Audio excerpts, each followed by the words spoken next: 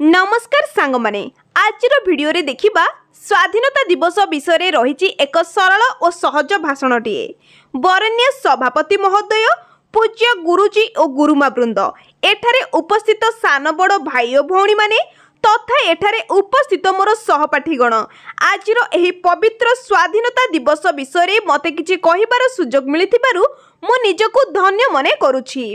आज हेउछि 15 अगस्त 2024 मसिया, आम देशर 78तम स्वाधीनता दिवस। प्रथमतः मु आपण समस्तंको एही पवित्र दिवस उपलक्षे अनेक अनेक शुभेच्छा और शुभकामना जनाऊछि। एही दिन आम देशर प्रत्येक नागरिक जातीय पताका अथवा त्रिरंगा पताका तले ठिया होई जातीय संगीत गान करिथांती। दीर्घ 200 वर्षर शासन परे आम देश भारत अगस्ट मास 14 तारिख मध्य राति स्वाधीनता लाभ करिथिला। आम देश भारत को स्वाधीन करिबारे बहुत स्वाधीनता संग्रामींकर अवदान रही। सेथि मध्यरु सुभाष चंद्र बोस, बाजी राउत, महात्मा गांधी, रानी लक्ष्मीबाई, सरदार वल्लभ भाई पटेल एमिति अनेक वीरपुत्र मानकर अवदान रही। आम देश भारत 1947 मसीहा अगस्ट मास 15 तारिख रे स्वाधीनता लाभ करिथिला।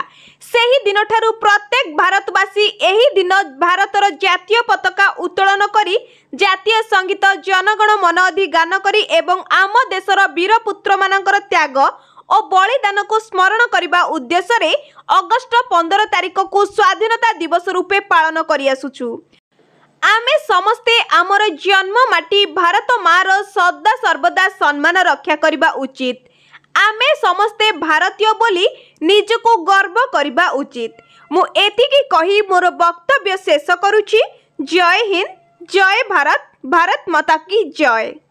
आज एही स्वाधीनता दिवस विषय रही भाषणटी एठी रखुछि। वीडियोटी शेष पर्यंत देखंतु। वीडियोटी भल लगी वीडियोटी को लाइक कर दियंतु, चैनल को सब्सक्राइब करी बेल आइकन को क्लिक कर दियंतु। रहुछि जय जगन्नाथ।